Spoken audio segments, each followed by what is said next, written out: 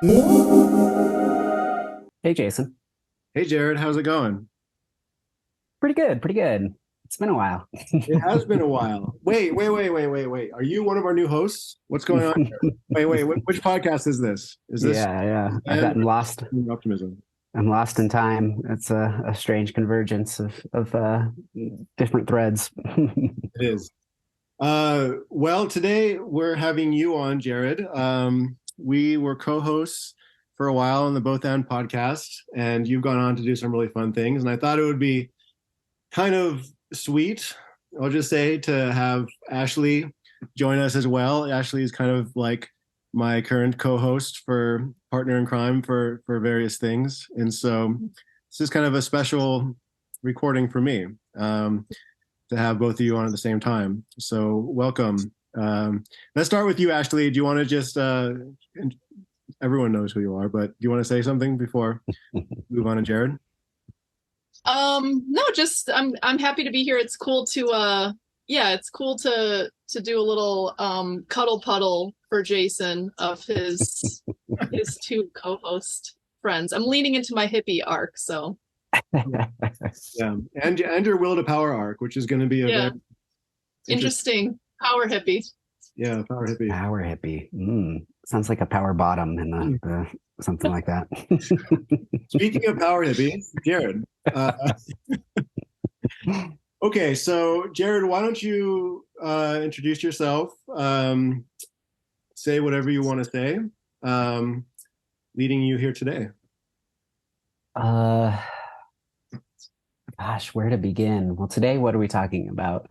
Metamodern religion or something? So, I don't know. I guess just starting with Both And, which we both hosted for a couple of years. I think metamodernism and meta rationality, uh, adult developmental theories, these were kind of some of the initial foundations that you and I started connecting with on Twitter. And so that always felt like it was in the background. It kind of informed the lens that we brought to all of our conversations. Um, and does this cool thing of creating collaboration against or across tribes and philosophies and things like that that actually disagree on a lot, and yet there's something generative that can come from it. Um, so yeah, I don't know. That's kind of the spirit of Both And for me, except for it was not very much on the religious side. It was we had some meditation technique kind of thrown in and a pluralistic stance. And yeah, I guess while that was all happening, and that was kind of my stepping into the virtual world, I was a marketing manager for a long time. I worked in startups. I did some design. I did operations. Um, Eventually stepped out of that corporate world and did some podcast production for our stuff, but also the Jim Rutt Show. Very familiar with kind of the Game B space as well. I don't know. I'm very online. I just throw out all of these tribes and things, connections to see if people can kind of graft on. But since Both And wrapped, Jason went his doomer optimist way, and I co-founded a contemporary Vajrayana Buddhism community with Charlie Awbery in the middle of the pandemic. And that's what most of my time is spent these days, is being um, just running operations and teaching and setting up, doing website stuff, and just doing the startup thing, and yet it's in the religious business, I guess. So yeah, that's what I've been doing recently. That's mostly virtual, although local meetups have started to happen as we all come out of the pandemic. So it's starting to have a little bit of flesh on the bones. Yeah, I don't know. Is that Yeah, a strange intro make some sort of sense at all? that makes sense to me. Well, yeah, I mean, the main thing that I want to touch on today, that Ashley and I have been talking about, is religion, and a lot of people in doomer optimism space are either traditionally religious and always have been, or are going back to traditional religion. It seems to be kind of I've noticed a lot of people who are kind of atheist or pluralistic or whatever, moving back in that direction. Um, hold on one second. Let me pause on time. Let me take over for you for a second. So I have a question. I'm wondering if we can try to define like metamodernism in intelligible terms before we get started, because I think when I first met Jason, I was like, he was like, yeah, you're a metamodernist. And I was like, I don't know what that is. And then he sent me a bunch of resources to read. And I was like, I still don't know what it is. And I kind of like resisted learning what it was. Just because it was like, this doesn't apparently like make sense to me. I don't like all the big brain rhetoric. I can't like sift through the big brain rhetoric to like understand what's at the core of it.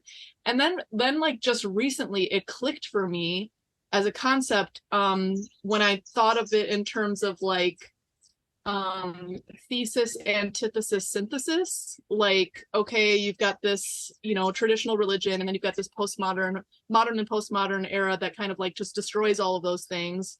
But how can you synthesize going forward maybe the best of like the skepticism of modernity and postmodernity and the best aspects of the traditional religious experience? Does that resonate for you as like a way to understand metamodernism? Because I think it's useful as a term and as a lens as we go into this conversation.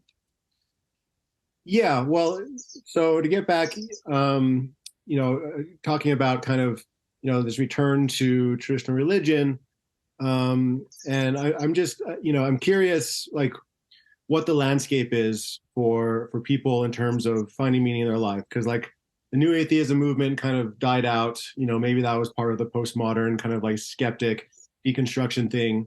And a lot of people are trying to like rediscover meaning in kind of an atomized world where culture is atomized. And a lot of people are moving very traditionalist, and that's cool. But, some of us are kind of like, well, I can't really see myself doing that. So what does it mean to kind of like, adopt a religious sensibility and find community in a way that is a little bit, I guess, more, from my point of view, a little bit more dynamic, a little bit more evolutionary. And I kind of see that in a metamodern lens of, trying to take religion seriously, trying to become a religious person, but also having that part of yourself that is skeptical of grand narratives, is able to kind of hold it loosely, and balance this kind of intellectual skepticism with kind of a deep sincerity of actually like wanting a relationship with God or the divine or creation. And so, yeah, I think how you phrased it, Ashley, makes sense. What do you think, Jared? Yeah, one thing that stood out for me, I like the thesis antithesis synthesis. I think one of the interesting things, especially in the metamodern scene, is that they might, instead of saying synthesis, they might say oscillation, which is just one way of saying that it isn't an amalgamation. Maybe from a broad perspective, it is. You're mixing a bunch of stuff, but in a momentary, but like in the present moment, like however you're acting, you kind of are fully in a mode, and it could be a traditional magical worldview or something like that, or it could be the skeptical, and they could be in dialectic with each other. But I think the metamodern stuff makes more sense to me, especially in a spiritual domain, when it's a flexibility of fully embodying one as opposed to half embodying a bunch of them or something like that. That feels useful. Yeah, well, maybe I think talking a little bit about Evolving Ground and what you're doing there will provide some fuel for this conversation. Do you want to talk about Evolving Ground, what it's about, what you guys are doing? Yeah, I mean, from using the foundation that we've already kind of set, I think basically it would be a good way of starting to summarize the approach would be setting or using a meta-systematic or meta-rational or metamodern lens or approach, and doing that or approaching that, the thing being approached being Vajrayana, which is this Tibetan Buddhist lineage that has kind of defined a lot of our contemporary Buddhist stuff these days. And the thing about Vajrayana that's interesting is that it's kind of a blanket term, but the blanket includes different Buddhist vehicles. So you can have a renunciative vehicle, which is the monastic life of celibacy and strict vows and the kind of an orientation toward transcending the material world. Another vehicle would be the tantric vehicle, but this is kind of based off of a better translation of tantra is just transformation. So it's not a removing from the material world, but a weaving the spiritual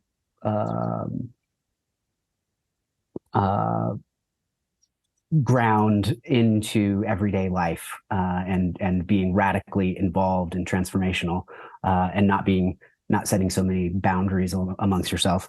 And then a third vehicle is this kind of Advaita style, direct. There's nothing to do. You're already enlightened, kind of Zen-y, weird mysticism side of things that usually is harder to talk about. But within Vajrayana, all of these different schools kind of wield those different vehicles in different ways. Sometimes it's very linear. You start with the sutra, you move on to the tantra, and then you graduate to the direct liberation stuff. But when you bring that metamodern lens to Vajrayana, then it becomes nonlinear. And so it's like, oh, actually, I can kind of step into one of those vehicles completely based on the context, like what's appropriate here. Maybe I want to lose some weight, so I'm going to renounce food for a bit. That's appropriate vehicle. A transformation might be a little tougher. Maybe that would be bulimia or bulimia or something. I don't know. Anyways, just a kind of a more of a wielding the vehicles found in traditional Buddhism from a methodological perspective rather than a truth or metaphysical place. But the thing that I would say that is a little different is that our hope is that doesn't exclude the traditional way of engaging. So there's a few people in our community. The majority of our community kind of comes from a more rational, metasystematic Western perspective. And yet we have some traditionalists who still are involved in the community and, are stepping into those vehicles from more of a truth perspective. So it is this strange thing. I think metamodern religion, to me, one of the core aims is so that both people can be there, the traditionalists or the true believers, and these kind of weird synthesis folks who are, using things in more utilitarian ways. And yet that doesn't, I don't know. We could go into a big wormhole about like what that means. It's not necessarily about not believing, but we could talk a lot about emptiness here, which is kind of the foundation and whole shtick of Buddhism to begin with. So I don't know. I just threw a bunch of stuff out there. I don't know if any of that makes any sense, but maybe a good place to start and we can flesh it out. Yeah, I think for me, what comes up is there's a lot of people who are, I think, turning toward tradition, either returning to tradition of their childhood or turning back to it. Most of the people I know of are turning towards Christianity. And to me, I guess what I guess my hesitation is that I think that I'm just a modern person, and I know that if I were to like lean into Christianity, I wouldn't be like accepted all traditionalist. I don't think I could turn off my skepticism. Like, I think fundamentally this is a question of like, we are postmodern products, and I'm just going to say this out loud. Like, I don't know whether or not I could ever turn off the skepticism. And I also don't know whether or not that's just me refusing to let the light of Jesus to my heart, et cetera, like giving over my agency, like giving fully over to this system, this traditional system. Yeah. So, I mean, I guess just as somebody who's like, lived in that universe where you're like, you realize there is this traditional system, but, like you really can't, like, I'm not going to turn off my critical lens. If I go to church and I hear something I disagree with, I'm not going to turn that off and be like, I'm just going to accept this wholeheartedly because it's being said in church. You know what I mean? It just wouldn't, I know that wouldn't ever happen for me. So what, I don't know, just have you wrestled with this at all? Oh yeah, all the time, personally, and it's a common theme that comes up for sure as well. So there's I think there's maybe two things that feel fruitful there. One is that one of the weird things that happens in evolving ground is that we put a ton of emphasis about approaching Vajrayana in a we call it principle and function from a principle and function perspective. My best metaphor that I can think of to bring that down to earth in some way is just we're seeing there's just like a documentary on Netflix about food. It's called Salt, Fat, Acid, Heat or something like that. And the whole shtick of it is that they understood that all of these cuisines from all these different cultures, you have different stories and words for the ingredients and just these radically different contexts. When you look at their food, when it works, it has a good combination of these four components: salt, fat, acid, and heat, and they're working in appropriate ways. And I think we're trying to do something similar with Vajrayana, where we're saying, like, what are the core principles here across the spectrum? And then that does this weird thing where I can read a traditionalist text that might be talking a lot about like Buddhist metaphysics and the existence of deities and reincarnation and superpowers and reading minds, just like any properly religious investigation will uncover a bunch of this stuff. But you can also kind of look at it through the perspective of that principles and see like, well, what's the function of this? How does it actually orient me to getting the type of spiritual development that I'm working on right now? And so then, it becomes a bit more optional. Like there's still a way of approaching and engaging with the material while maintaining the skepticism and the critical lens. And still kind of open to see if it actually is doing it's doing something for you. Is it changing the way that you relate to the world? Is it changing the way you relate to your emotions, your relationships, and everything like that? And then, the devotion then kind of starts to become a result of the fruit, like things are working for me. I'm getting a lot more trust. The principles are becoming that much more illuminated. And, one of the things that we do that's a little bit subversive, probably because they're in the West, is we emphasize personal autonomy a ton. So it's kind of like, if your path is not going to be like everybody else's path, it's up to you to figure out what it is, and you're the only one who can speak to authority, and you just have a community and mentors and things like that help you kind of chart this way on your and still be integrated to a community or something like that. The only other caveat that I would just say is that there can eventually come a point, I think, where you start to one of the things that can be helpful to open up a little bit more to engaging wholeheartedly with something without believing in it truly can partially be looking at the way that your skepticism and rationality functions. If you look close enough, you can find contradictions there as well. It's a lot harder to pull that apart than naive magical stories or something from a traditional text. But that same move is available, and then that can kind of open you up to holding it that much more lighter, or maybe putting it down for your morning ritual or something like that, and then then stepping back into it afterwards, or allowing it to come up again or something like that. So kind of using it in a little bit more of a methodological way as opposed to a default. Mm-hmm. what would you call, like, what is the metaphysics of this metasystematic approach? What is the core metaphysical assumption?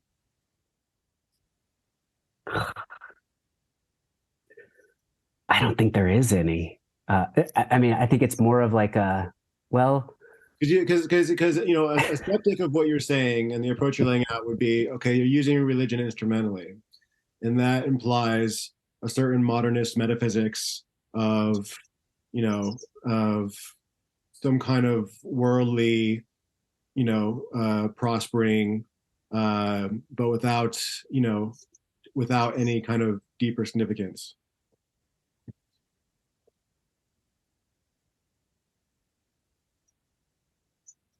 yeah, it's tough to say. I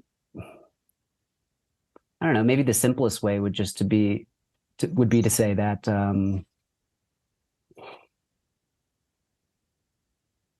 well, so my co-founder Charlie Awbery spent many decades in traditional Vajrayana and has, you know, done the hardcore practitioner thing, you know, done, you know, years or so on retreat and done all, you know, and um uh it's worth it to them. And when we first started talking, you know, there's kind of a connection and an understanding that was undeniable. There's, you know, I mean, really the whole evolving ground thing starts from relationship, and that was Charlie and I's relationship. We started to talk, relate about meditation and life and everything, and approach this lifelong practice of Charlie's in a different way from a metasystematic view, and it radically changed my life. And you know, we're, you know, great friends, and yeah, it seems a little bit more of a kind of a trusting relationships being maybe that would be our metaphysics. You know, it's like you come into the community, you see what's happening, you see how people are connecting, and then you stay if it's working. I don't know. But and the other thing that does is that means that you can bring whatever metaphysics you want to it, and everybody's going to have their own kind of bespoke spoken and unspoken metaphysics that they already are working with. And so you know, I don't know. And even the, you know, Buddhism's big about foundations, or they call them preliminaries, especially when you get into non-renunciative practice. And our kind of foundation is this, like, the result is this radical comfort with unknowing nebulosity. You know, it's like, that's actually the ground of things here. So reaching for metaphysics isn't so important, and it also, they become another one of those tools in some way. So metaphysical, maybe the metaphysics, it's experiential, is the foundation, not metaphysical. I think that might be the TLDR. so maybe tell me if you agree with this. Would it be just, you know, kind of a sense of humility of, we don't know what the deeper orders are. We can't really know. A lot of the things that have been put forward over the years are approximations. We can work with those approximations to deepen our experience, and perhaps that, you know, will lead to kind of a bespoke metaphysics, but not necessarily. Would you agree with that framing? Yeah, that sounds all right to me. Yeah, it's yeah, I don't know. I say utility, but that does kind of, it comes off as hyper rational. Yeah, and it's not that type of utility. It's like, you're not trying to maximize utility function of your spiritual life. No. Yeah, I don't know. I mean, I guess one way of so for those who might not know, so Charlie Awbery, my co-founder, is married to David Chapman, who writes Meaningness, which is kind of one of these meta-rational blogs, and he's written a bunch about Buddhism as well. And if you're unsatisfied with my unarticulate metaphysical assumptions, I'm sure that you could go look to some of his writing, and it's going to more articulately put this kind of foundation of uncertainty and kind of, I think humility is a good example there. You know, I had a dinner a few months ago with a friend who's like he's been interested in philosophy his whole life, and his wife is a physicist, and you know, I'm the Buddhist at the table, and it was a really fun moment when we were all kind of talking about our grand theories from all of these domains, and they all ended the same. You know, the philosopher's like, we don't know shit. The moment that somebody puts this new theory out, it gets deconstructed the next minute. The physicist, kind of same thing. They're it's just, we just don't know anything. Yeah, it's just all you know, whatever, 80% or 90% of the universe is dark matter. We don't even know what it is. We just call it dark matter because we're just like, what? And yeah, from an experiential domain, I think that the yogic path, which is a way of maybe of broadening it beyond Vajrayana, which is this kind of unifying nebulosity and pattern, is pointing to the only thing that we can really count on is beyond us, unknowable in some way. But that opens up the possibility to like. Okay, so a couple of things. Go ahead. Oh, sorry. Go ahead. No. You go. I'm off on a rant. Okay. So a couple of things have come up. I want to save some comments and then maybe an invitation. So I'm thinking about my friend John Dios, who is traditional Catholic. And I can hear, I don't know whether or not he would say this, but let's just pretend he's going to be a foil for this conversation, devil's advocate, saying something like, you know, like, stop being such snowflakes, stop navel gazing so much, like lean into the tradition, because the tradition is the thing that keeps you stable through all these questions. And I do think there is something to that where, like, when we pick and choose things, we almost like are constantly reinventing, like, oh my gosh, I'm starting from square one with this new philosophy, and it resonates, but it's like making me question all my priors. And then there's something like very unsettling about that. Whereas, you know, with the traditional, these like ends of the poles, like there is something really comforting about like this thing that sticks with you, that even while you're questioning and going up and down, like you have this baseline that gives you a sense of baseline morality, baseline ethical system, like you know, metaphysical approach. I don't really know the solution to that. And so what I was thinking we might do is talk a little bit, maybe Jason and I talk a little bit about like where we're at right now practically with religion or spirituality, and like how we're resolving those tensions, or like hoping to. What do you think, Jason? Are you up for it? Yeah, I can talk a little bit. Well, do you want to go first or should I? You go first. Yeah. Well, I grew up in two different religious traditions. I grew up in the Native American church with my dad. Not Native American, but we participated in a community and various ceremonies with that. I also became a strong Baha'i for about 8 years in college, especially. And the Baha'i faith is what you can look up if you're interested. But you know, I think I was, you could say, a traditionally religious person to the degree that Baha'i is traditional. It's kind of a new tradition. You know, at a certain point, I kind of started having skepticism. I fell out of the Baha'i faith. I went through kind of my nihilistic or atheistic phase. I got into meditation. Started becoming fascinated with consciousness, and I got into the mindset of I don't need to decide my metaphysics. I'm interested in the nature of experience, nature of consciousness. So I went pretty deep down that rabbit hole. That's where I met, while I was doing that, that's, when I met Jared, and we started a podcast basically on a shared interest in in meditation. And now I would say that I have a religious sensibility, but I'm not part of a religious community. Like I feel like, for example, I can embody kind of a personal relationship with God. I pray in kind of a way that my dad taught me way back when. I ask, a lot of appreciation as well as alignment with God's will. I'm also still interested in meditation and deconstructing kind of the sense of self and the sense of reality to varying degrees. And I don't really have a belief system, a metaphysical belief system, but I do feel like I have faith, if that makes sense.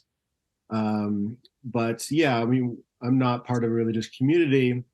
I think it would be nice to be part of a religious community, but I haven't really gone much further into what that would mean. I think I would probably, if I were to become religious again, I think I would probably become a Baha'i again, because that's the one that's most familiar to me, that at least intellectually makes the most sense, even though I have some reservations. But that's probably the direction I would head. I will say that I do have some envy for, or I have some interest in, like, when people are, rediscovering Orthodox Christianity or Catholicism.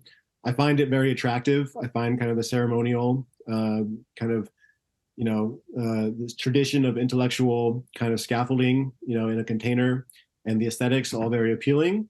But I don't know if I could ever move in that direction myself. I will never say never. Life is not planned. It's a gift, as Wendell Berry says, and it's always being given. So we'll see. But that's where I am right now. Jared, do you want to respond to Jason first before I go? Like, just whatever comes up for you. No, you go next. I think I'll follow suit and okay, talk about just the spiritual changes. Yeah. Okay. So let me know if my audio messes up at all, but so I grew up in a Lutheran church as a kid. My mom was Lutheran. My dad was a Catholic who didn't ever attend church, grew up Catholic. I went to a Catholic high school, and my experience there was so good. And it was because it was religious that it was good, in the sense of, we have like an ethical order to high school. We have morality. We had this retreat that I talked about once with Jason, that everybody goes on in their senior year. Nobody tells you about what is going to happen on the retreat. It's a total secret. And then when you get onto the retreat, it's basically like talking about your feelings in like a comfortable setting where people like share stories of struggles from their lives. And then you get a bunch of letters from everybody in your family, like expressing gratitude and like compliments, basically, like, you're about to be an adult, like you're such a great person, like go out and get them in the world. And then when you get home, all your family and friends come to this ceremony where you like get up in front of a mic and say like one or two sentences about what you learned.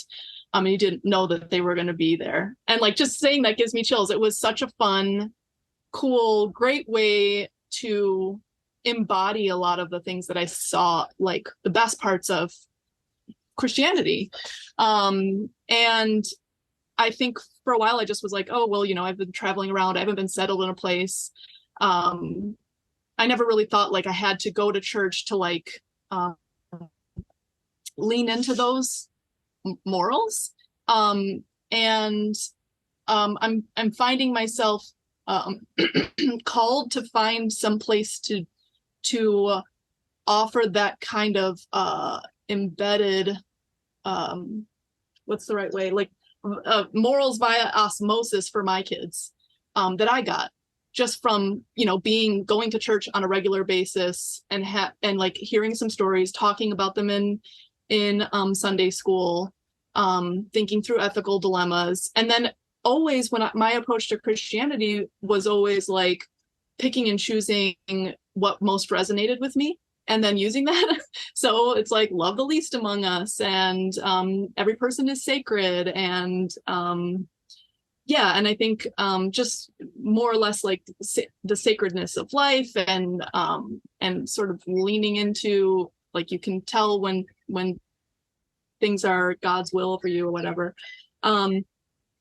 And so, yeah, so I'm at this moment now where it's really just a matter of, for me, finding like an actual church community that would resonate, so that I could give my kids that same kind of thing. What makes me nervous is that I know a lot of people have experience in church communities that are very damaging to themselves or their kids, or, you know, they have like aspects of their culture that are bad. And add in the added complication of being in a different country that I'm not from, and not really like knowing the landscape that well, socially and culturally. But I think I'm like at the precipice of like actually going to a Catholic church and seeing what it's like, and just like feeling it out and taking the kids, because I feel very lucky that I had such a nice experience. It was never traumatic. It was, you know, good for me to just recognize that like my base morality was inherited from these experiences. And that has been such a guidepost for me. But yeah, I think for me, like, just it's the practical point of one that really resonates. And then I guess like being active with my kids too, as to which parts of it resonate with me, and what I would be skeptical of, and that kind of thing. Okay, so I'll pause there and tag you, Jared. No, that's beautiful. I did catch your episode that you shared, that same story of that ritual. And when I was listening to it too, I was just like, oh man, I wish I would have had something like that, you know, growing up. You know, that we'd really dropped the ball when it comes to ritual, especially around coming of age and stepping into the adult world. Maybe a good segue to my background. So I grew up basically secular, never went to church. My mom was kind of very kind of new agey, but like completely pluralistic and just kind of open to everything, but there's nothing organized about it. Other than, I think she did try and teach me how to meditate when I was a kid, and I was like, ugh, get out of here. I have no interest in this. And so, yeah, I really, like, religion was just not even on the radar growing up at all. And it wasn't until college years or something like that I started to get a little connected, and it was to the new atheist scene. So it just kind of emboldened my secularism, and became quite the zealot of anti-religion and all the stuff that comes with that. And then went down this like self-improvement journey where I was like the biohacker, the nutrition dude, the whatever. And, I'm going to do a startup. I'm going to be a founder. And there was just like this strange commonality of everyone that I respected in the business world credited meditation as being like one of the foundational things that worked for them. So I was like, okay, I must become perfect human. I will do the meditation. And eventually heard about this no self thing, which was like, oh, this is the penultimate. This is what it's all really about. And so I just went and beat the shit out of myself until it was, crying for mercy. And that had a lot of good and bad results, but it showed me, I think, that the range of experiential realities in the possibility space of human experience was way vaster than I thought. This was already connected in the Buddhist route, which tends to take the contemplative stuff probably the most serious of most of the traditions.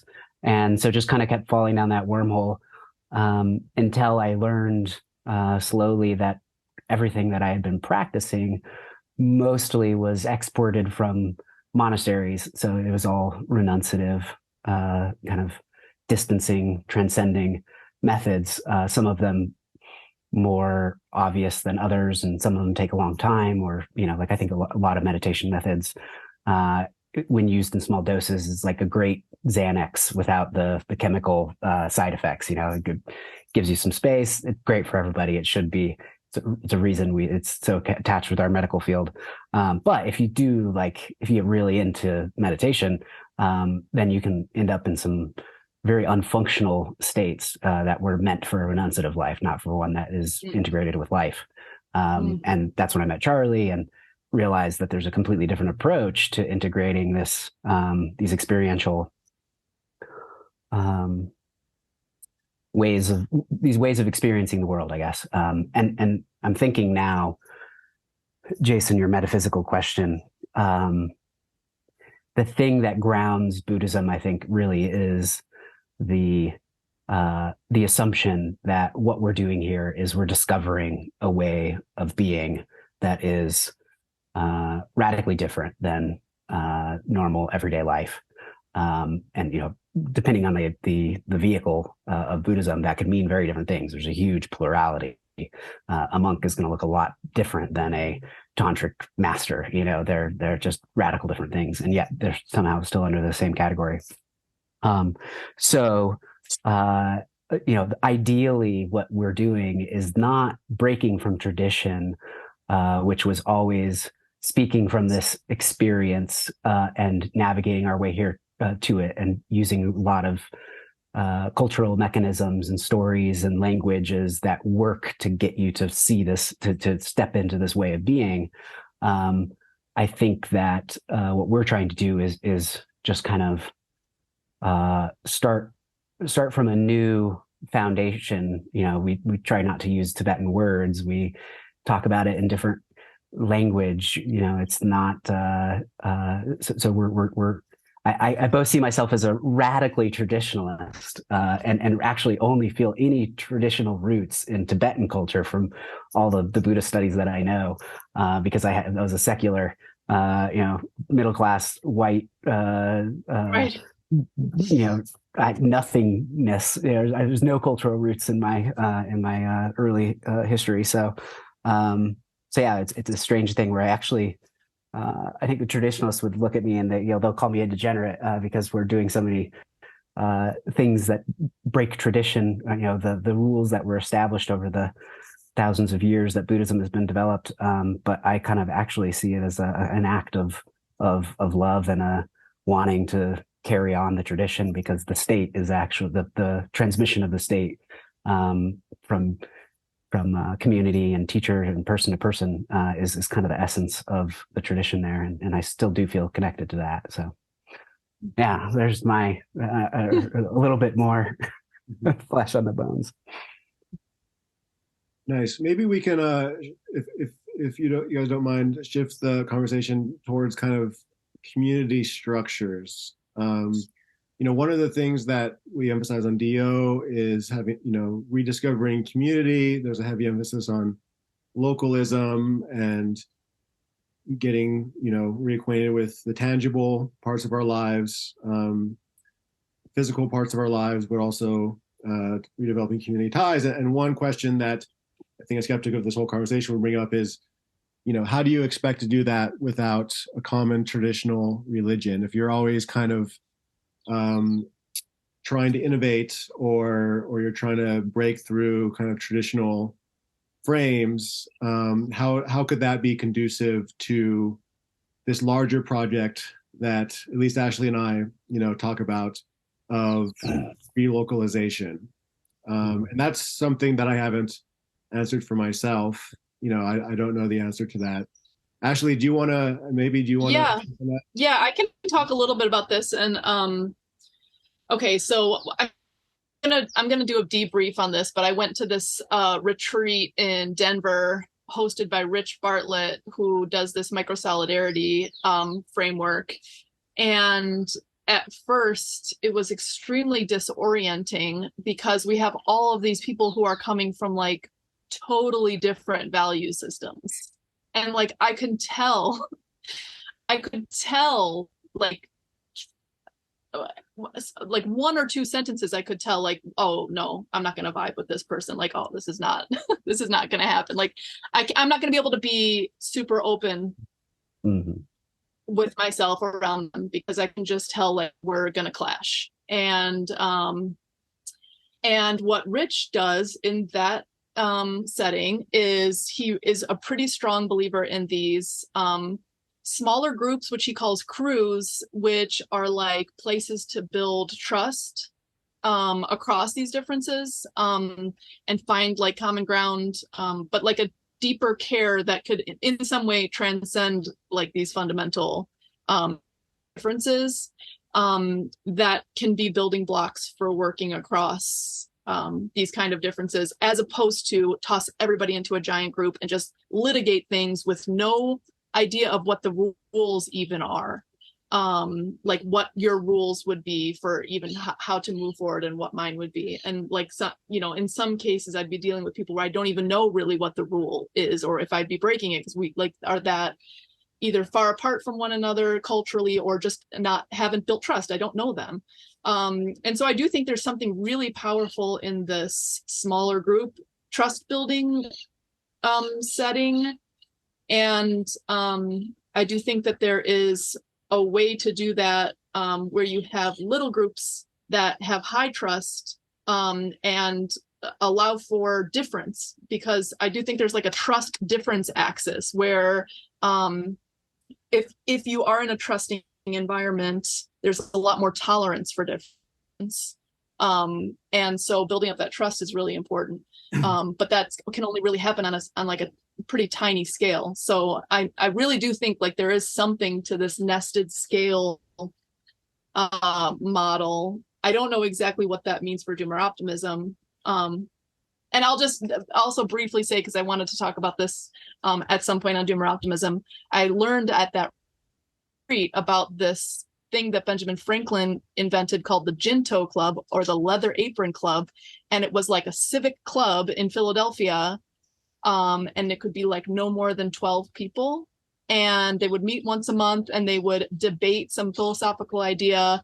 And then they would talk about things that needed to get done in Philadelphia. And they like founded libraries and installed street lights and did all sorts of stuff together. And then if more people wanted to join, it would have to be a new club. You know, they'd have to start their own. And then eventually there was like clubs focused on with all blacksmiths, and clubs, you know, with mayors or whatever. And then a Ginto club with all the presidents of each Ginto club, you know, similar to a fraternity system. I love that model so much, because I do think like we're just in this crazy pluralist time, and it's really hard to be tolerant without trust, and without even really knowing much about the person or caring or having, you know, any stake in their thriving.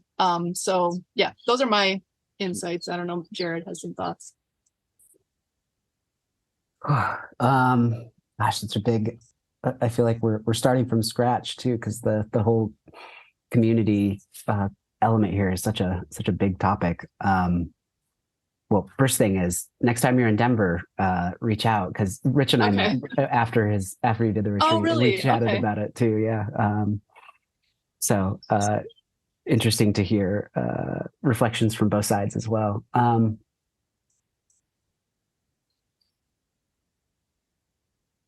Yeah, I mean, I guess the interesting thing for me, I think the Junto model sounds like a perfectly calibrated localist more of a localist orientation as being the ground. The strange thing is that our ground for our community is virtual, because we started in the pandemic, and what we're doing is niche enough that there's no epicenter, geographic epicenter to these ideas, or the people that orient with it. And so that means we have people all over the place. And so the way that the scales at which collaboration happen and how to replicate some of that same healthy dynamics is interesting. One of the things that I will say is that Um,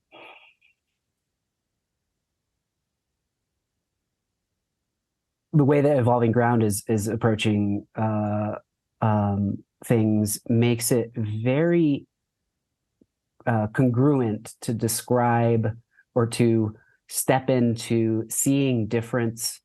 Since the beginning, we've actually like emphasized this appreciation of difference, and an opportunity to get to know people, be curious, ask questions, take a genuine fascination in another person's perspective, think of the pros and the cons and when it might work, and that meta lens to it really well, because it's kind of like, oh, maybe this would be something that I could use sometime. And the cool thing though is I think that in any community, and this book went for a lot of the management I did in the corporate world as well, if you can do the hard work of establishing the cultures, a few cultural norms, pivotal cultural norms, one of them being the comfort with disagreement, and approaching it from a constructive rather than a destructive way. And I think there's a million ways you can do that. But once that's established as a cultural norm, it's really, it's hard to break, other than it breaking itself. So it takes maintenance to make sure it doesn't become brittle and rigid. But it's really tough for somebody to step in there and just start diving straight into this hostile thing. It just doesn't work. They either leave voluntarily, or people, engage with them in a non-combative way, and they get confused. And they're like, well, oh, this, what's happening here? Why aren't we fighting? I'm trying to pick a fight here.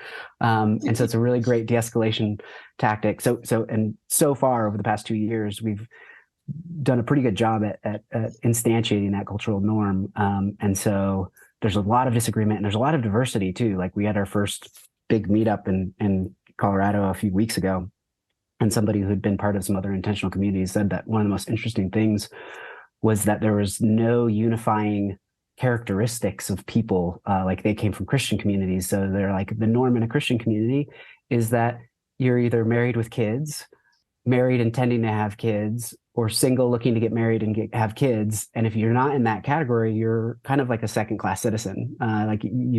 This is the ideal way to be. And so you're not connected there's no ability for that to be appreciated, I guess would be a good way of putting it here, even though it is a different approach. Whereas our kind of group was all over the place. We had all of the above. We had, no unifying sexuality or monogamy or non-monogamy or generations. We had like Gen Z through boomer span of things. So it really did have this strange unifying thing. And when somebody would look at our a group of people, they'd be like, I have no idea what is common here. Maybe it's like a family reunion or something, because they don't look like they're similar. It was very, very fascinating.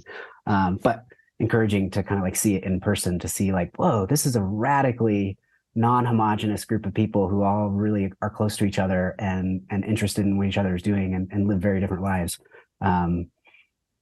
So yeah, I don't know, just a few reflections on, but I think it took 2 years of online collaboration, in Discord and Zoom calls and one-on-ones and groups and different group makeups and everything like that, for that to be comfortable for everybody to step into, and yeah.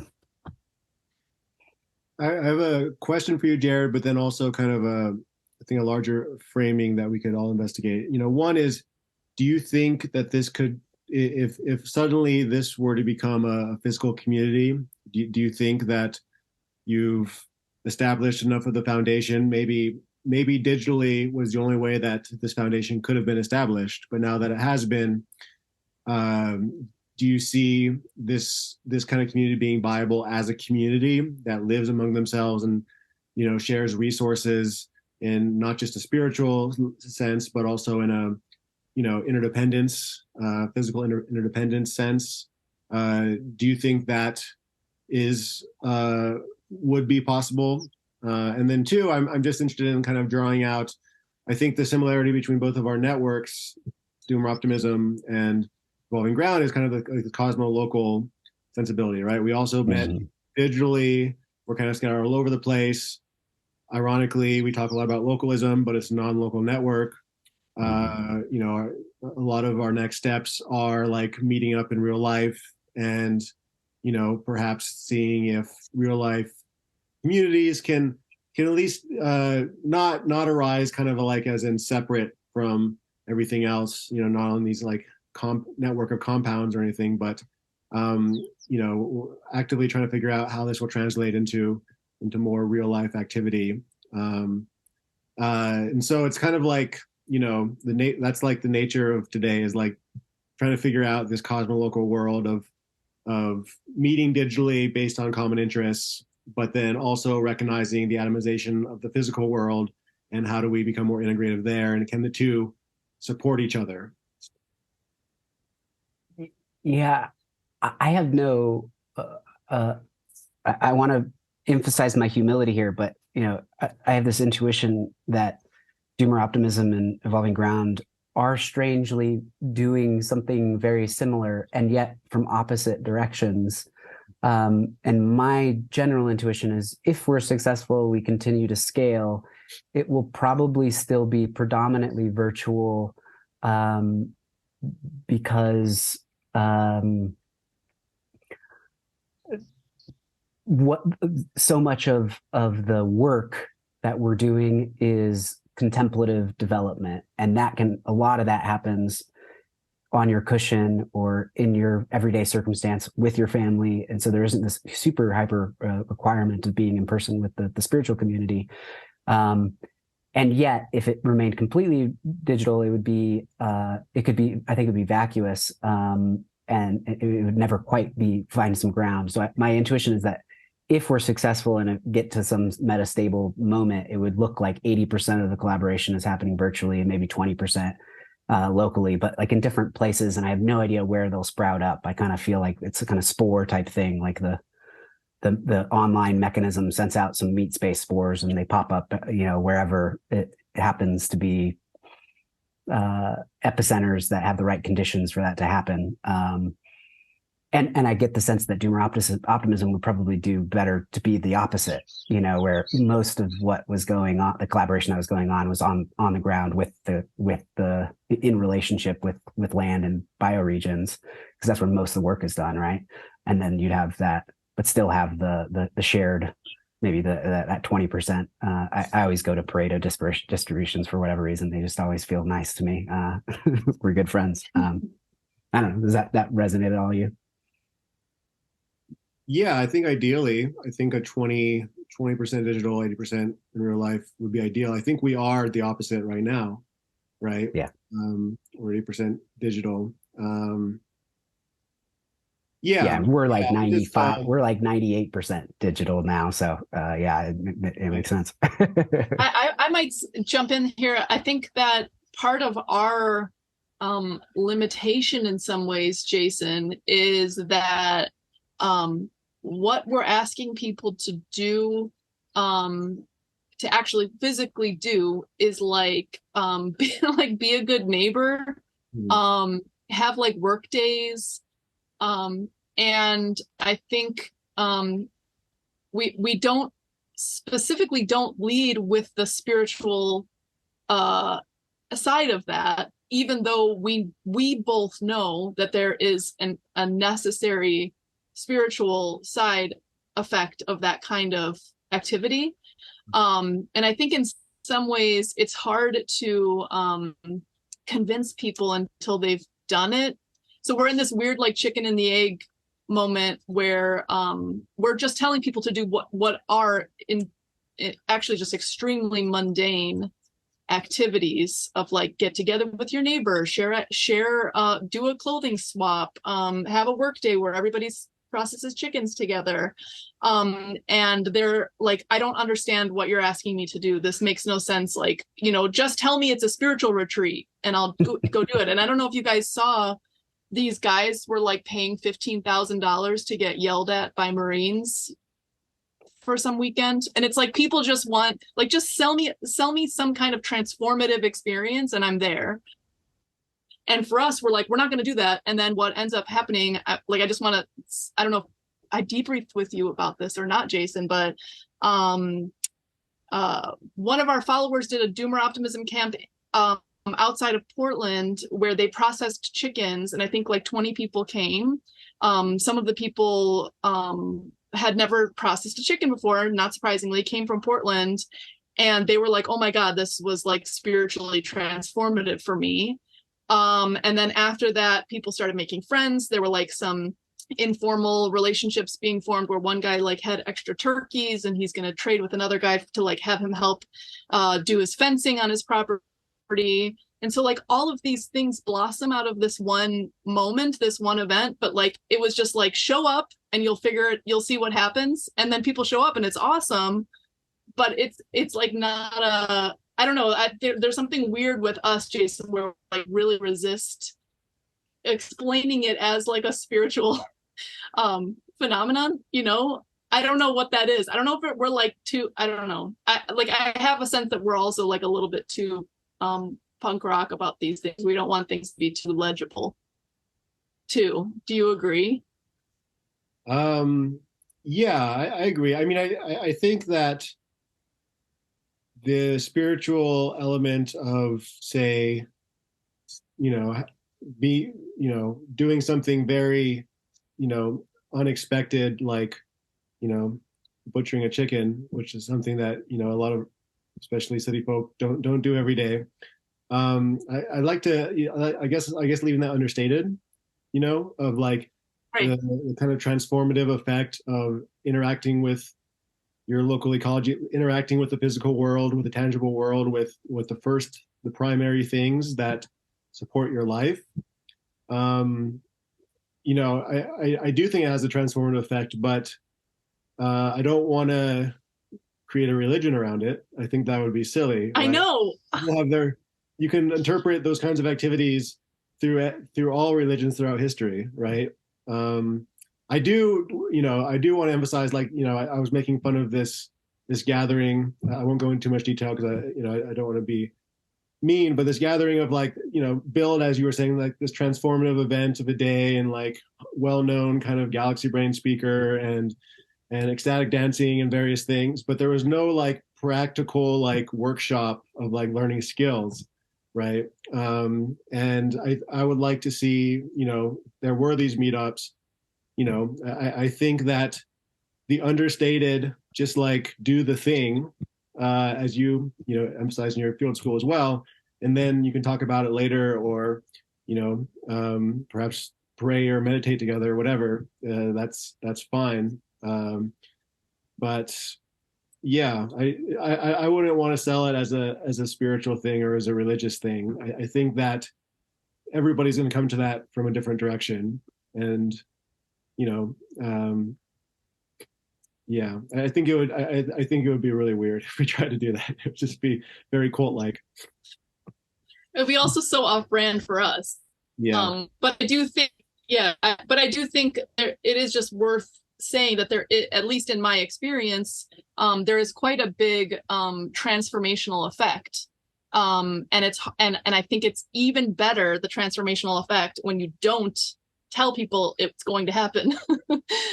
So when the students come here to Uruguay, they work alongside these small scale producers, and they just really think they're coming to do like a service learning, experiential learning field school trip, and they don't really know what that means. And then they just get in there and they're like planting trees, and there's a guy like teaching them how to string up a fence, and they're like doing stuff with their hands, and then they leave at the end of the day and the stuff is like that they built there with their hands.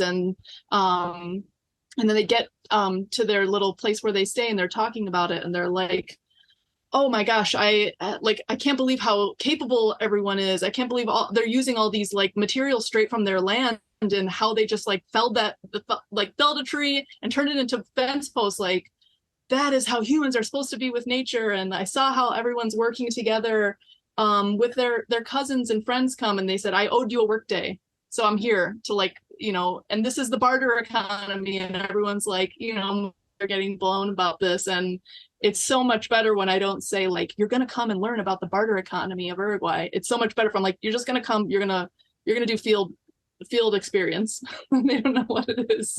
And then they have a great, transformational moment.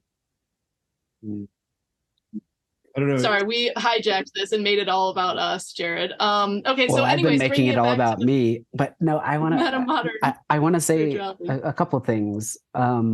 One, yeah, please don't start a religion. I mean, that word to me, I still have a lot of baggage with it. I don't know. I don't like calling us Buddhist or religious or spiritual. Like all the words, they have so much. They create a lot of unhelpful assumptions, and if you can do the thing without using all of those words, then I think that's way more impressive. And interestingly enough, in practice, I think that this is often a description of the latter path, spiritual path, is like eventually you have to pull apart your sacred cows, whatever, and kind of like naive fantasies about what you're doing. And that takes a lot of work when, you've put so much devotion into that thing, and it's the thing that got you to that point, but eventually you have to step through the other side. But this is something that I actually think is very similar to, so the vehicle that we predominantly talk from or influenced by is that direct vehicle that I mentioned, the non-dual one. It's called Dzogchen. I like the best translation for that for me. I like to call it, they'll often call it the great perfection, but I hate that one. The great inclusion, though, is a good one. And one of the core radical things that it does is it says that there is no distinction between the sacred and mundane. They're not separate. And this leads to assumptions like everybody is utterly sacred. The land is utterly sacred, the soil, my relationships. And so much of the method is about dropping the things that are preventing you from having intimate relationships with everything around you. And so ideally for us, like, we're not creating spiritual teachers. That's not what we're wanting to do. We just want to give this capacity for intimacy in anything and see how that unravels in their world. And that, so it's not like everybody needs to be doing the same thing. We have mostly like software engineers and, of course, very nerdy folks, and everything in between. And so you describing and this is another big thing, traditionally the tantric stuff, that, as I said, the transformational methods and things like that. If you would go on a retreat with all of your tantric brothers and sisters or whatever, often it's a lot of crafts. It's fixing up the house. It's making things to sell to fund the community. It's it's working together and creating things. And so one thing I would say is that there's a lot of tantric transformational principle just in the way that you're approaching things. Of course, things are gonna happen for people, and if it doesn't have a name, I think that's might be better in many ways. It has its downsides, but it also is kind of like a relief, and it's not erecting so many boundaries that are going to repel people. And actually, if I'm some weird religion, then I can't go enjoy a meal with my neighbor that's Catholic. Why would I want to do that? So I don't know, just a few thoughts. I'm loving what you're saying. very Jason, I have heard from a couple of different people privately who have said doomer optimism probably cannot evolve to where it needs to be unless it is explicitly religious. And I wonder, first of all, what you think about that. And and second of all, I would say, I think it might be worth, sounds really funny. I think it might be worth saying out loud, some of our obviously religious in nature things we've curated together that I don't think we have ever been explicit about. And Jared, you just pointed out a couple of them. One is that like there is something like sacredness in the world, and relationships are, humans are, nature is. And I also think there is something to doomer optimism that is, it's not really monastic in nature. It is embedded in life, what you were saying, sort of co-created, almost like, for me, Taoism is a really useful frame, because it's just sort of like we're actually just, we're in the world, and it's messy, and we're like finding the sacred and finding ways to make good decisions despite all the messiness of the world. What do you think, Jason? I'm obviously, we're bringing real assumptions from our like, intuition. Yeah, I mean, the way that I frame that question is, what is the minimum viable religious orientation to make doomer optimism successful? I think Right. for me, it starts with, I think it is inherently an existential orient sensibility, right? The doomer part carries with it, the confrontation with death, with fear, with the unknown, with uncertainty, and metabolizing that, integrating that. And so I think that itself is already, you can draw parallels with that with Christianity. You can draw parallels with that with Buddhism. And then it's, carrying forward, in a way where there's not really in a way where there's necessarily hope for the future, but in a way where the present becomes alive. It becomes sacred, because you can't really rely on anything else necessarily, right? So you have to witness, the moment to moment sacredness of your environment and how you interact with your environment. So I guess for me, that's, that takes a form of kind of a naturalist spirituality. Yeah. Of like, in other people, there's obvious in the Christian traditions, it obviously takes the form of Jesus Christ on the cross and the resurrection. In Buddhism, it's looking into no self and the ego, and deconstructing the ego, and that's kind of a death in a way. And then in that emptiness or egolessness, there's a new life, a new vividness. And so I guess I would call it, but again, I don't know if that needs to be like stated in a formal document or something. Right. I think it's for me, it's kind of already implied. And I think people pick up on this kind of perennial pattern in their own way, in their own religious and intellectual context. I don't know if it needs to go further than that, or I don't think it needs to go further than that, conceptually, without actually just evolving, and it could evolve more and more as people meet up in real life, as communities, develop or inspired, that could be fleshed out more. But so maybe it's kind of an elixir that people would then, again, translate into their own context and their own physical, religious context. Yeah, and I think it just circles back to the earlier part of the conversation. It really does feel to me like some kind of our approach, Jared's approach, like some kind of metamodern. There are baseline assumptions here. There's some like baseline amount of tradition that we're leaning into. Like all of us are more drawn to Wendell Berry than we are to George Monbiot. That tells you something. It's certainly anti-Gnostic, right? Yeah. We're not seeking, transcendence from this completely corrupted world, right? We're seeking to kind of transmute this corrupted world into something beautiful and spiritually infused. And then the question. Yeah.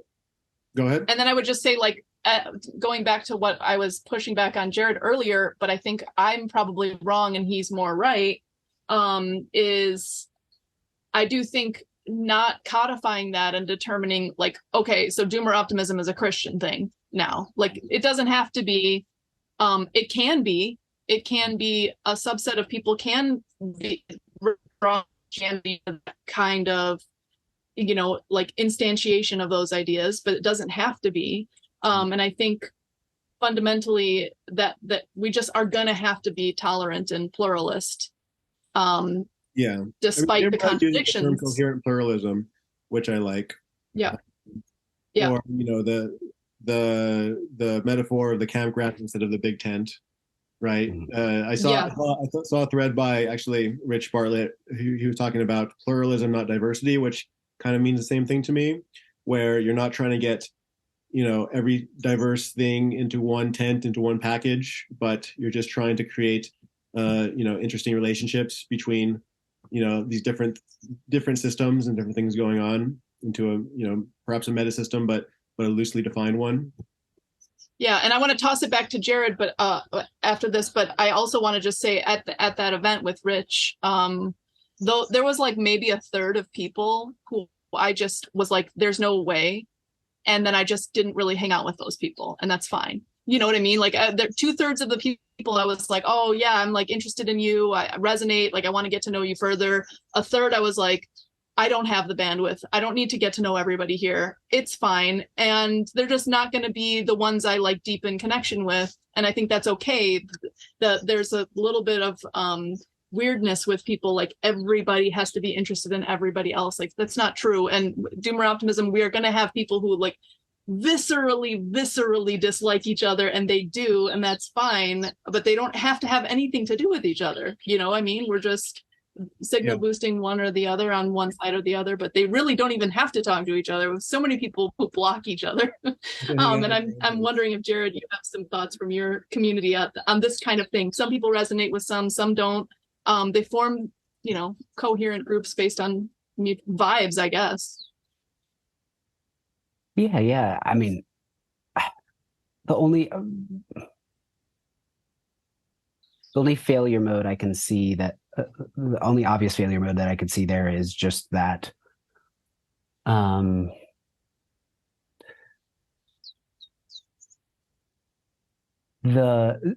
along with this, you know, one of the implications, I guess, of the everybody is sacred worldview, if you're actually acting from that view, then I think the way that looks, it doesn't look like I love everybody and I spend all the time with them and enjoy their vibe or whatever. But it does look like a genuine openness to the potential, you know, that there's, and how that integrates with practicalities of like, well, I only have 5 minutes. I'm not going to talk to the person that it's going to probably be a huge, struggle to connect with. I'm going to go talk to somebody who I already know, have some rapport with or something like that. So yeah, the only thing I would say is like, we're, you know, thinking about how to maintain that potential for connection, even in the most radical difference, is important, because really interesting stuff happens there. You know, like one of the things that, might sound a little bit orthogonal, but from the way that I look at romance, is that the romance is created from radical polarity. You know, commonalities are good because they allow you to kind of connect and communicate to each other. But the thing that really creates the magic of being in love is seeing something in somebody that you have no familiarity with. And then so suddenly you're connecting with it, and there's a wholeness there that is actually miraculous, and it comes from difference, not from similarity.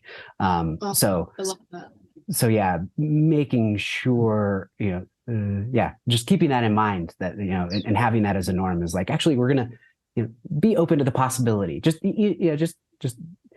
say that every morning in the mirror or something, like I'm maybe I could make a friend with a Trump fan or something, like whatever. Yeah. or, Well, and or I a actually Biden think bro. something really important about neighborliness that comes from being able to connect across difference and put your ego aside and realize you're not exactly the same, but instead to like find points of connection is like a really good exercise. And at that event, I showed up at this place, and the guy greeting me is like this total, just galactic hippie, just out of this world, just the most hippie of anyone. He's like a burner, gone to Burning Man every year. The community that we're staying at is like a Burning Man intentional community. Mm-hmm. And I'm like, oh God, okay, here we go. Like one of these scenarios. And then, so I was just, and he's like, he immediately just starts talking about like really like deep emotional stuff with the group as he's like getting them situated in the place. I'm like, oh my God, this is so unprofessional, whatever. And so then as the weekend goes on though, I'm just tickled by this young man who is like, I think just like a deeply open person, high on openness, like just really just an open book, like explains exactly how he's feeling. He doesn't have guardedness. And by the end, right before I left, and this is like so embarrassing, I was just like, you're just so lovely. And I came in with really quite a bit of baggage and thinking that like, look, here we go with another hippie experience. And it was just really delightful to see you be so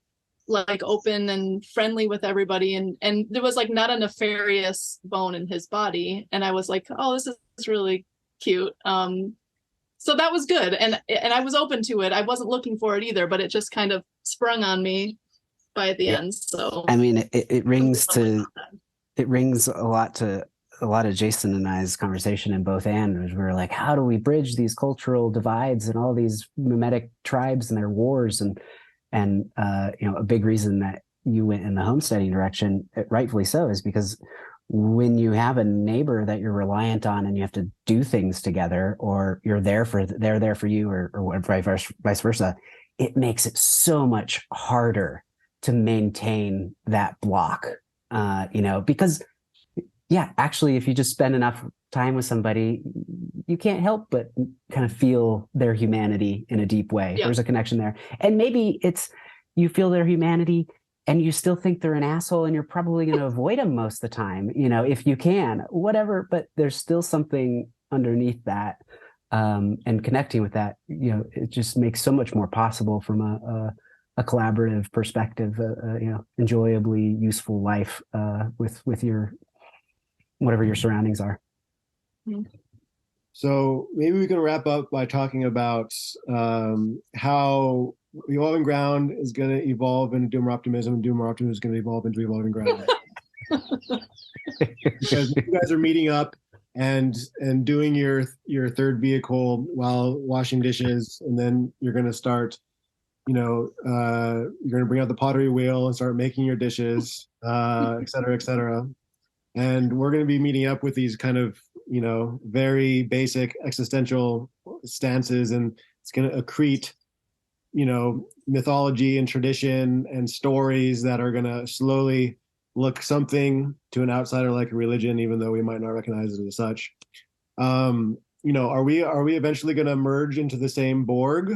What is the capacity for potential collaboration, either between these two networks or these types of networks in the future? So this is kind of like a mimetic mediation question. What would a mimetic mediation, besides calling once in a while and catching up with old times, what would it look like for two networks that have some similarities in terms of kind of the cosmo-local orientation, more or less cosmo, more or less local, with actual kind of collaboration?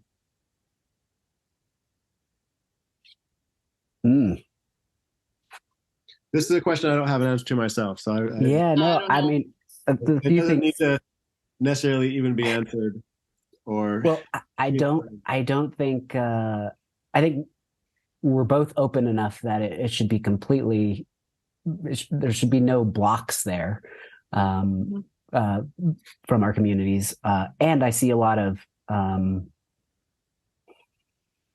similarities. The interesting thing is that a lot of our currently, a lot of what we talk about is developing intimate relationships with your emotions, with yourself, and with your with other people in groups, because those tend to be, I mean, that's just what people are struggling with for the most part, at most obviously. And so if we're successful and those start to come together, the same principles apply to your surroundings. And so, yeah, I think at that point, there'd be, an obvious, you want to have an intimate relationship with your bioregion, like go to the doomer optimists. They're the ones who are doing the work and engaging and getting in the dirt and getting messy and making mistakes and doing all the things that you're doing with your emotional and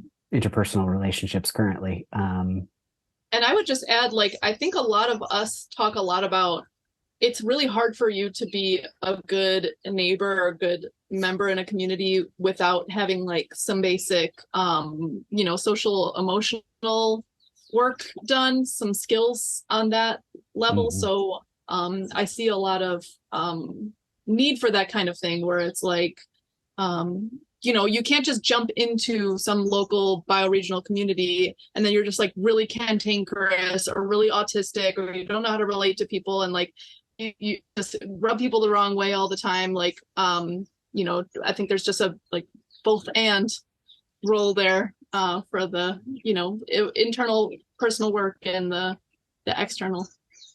So maybe there might be some cross training possibilities in the future. Yeah. Nice. Well, we just published, it took us 2.5 years, but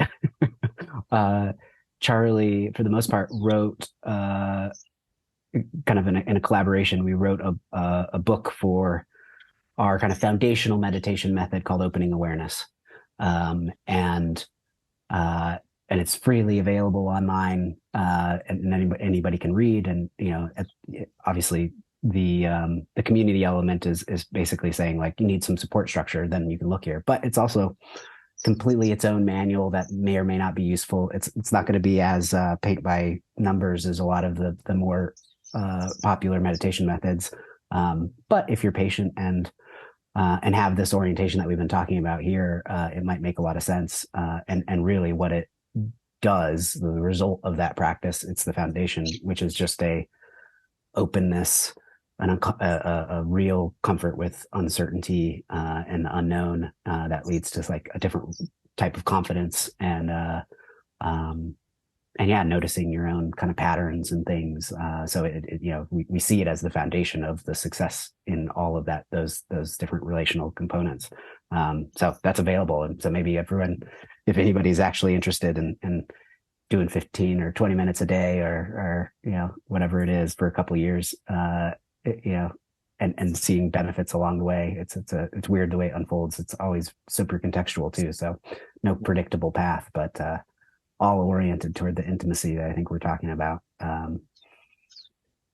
We could put a link to that in the show notes. That's just available online, you said? Mm-hmm. Mm-hmm. Yeah. All right. Jared, is there anything else that you want to say? I've got to wrap up soon. I've got a crying baby that I should probably help with. But any next steps? Anything that you want to talk about? Where are you guys going? Not really. I don't think so. Yeah, I mean, we're just so comfortable with uncertainty. I wonder how that came about. Yeah, I don't know. Well, the weird thing too is when we'll have some people who get interested, they pop into the Discord or something, or they're on the newsletter, and every once in a while I'll reach out, and often I'll get the questions like, well, how do I get involved? And what do I do? Because there's just a million things you could do. You can take a membership role and show up to meetings, or you can go to community hosted ones or whatever. And because of that huge emphasis on personal autonomy, our answer is always well, I don't know, take a look around, see what sparks your interest. And find your own way. There's no one way in. So yeah, I like to think of it as kind of like a village. It should operate like a village, and everybody's going to come into that village and be like, oh, I'm going to go to the bakery. I want some bread, and the other person's going to go visit the park. I don't know. Do what you want to do. So that's my terrible sales pitch. Ground where somebody who's listening to this who wants to check it out, look around the village, can that? Evolvingground.org. Yeah. Cool. And if you're listening, evolvingground.org/opening-awareness is that's the where the book is found too. And I guess I met jaredjanes.com. So, I do my own, I still have my own things and do some coaching outside of Evolving Ground, and keep attempting to reboot a podcast that, always falls farther and farther down on my list of things to do. Well, great. Thanks guys for indulging me somewhat of bringing two past and current co-hosts together. This was lovely for me. I'm healing a part of my separated psyche here, and you guys have been doing that, so I appreciate it. It's so good to meet you, Jared. This was so lovely. Thank you. You as well. Yeah. Next time you're in Denver, let me know. Okay, I will.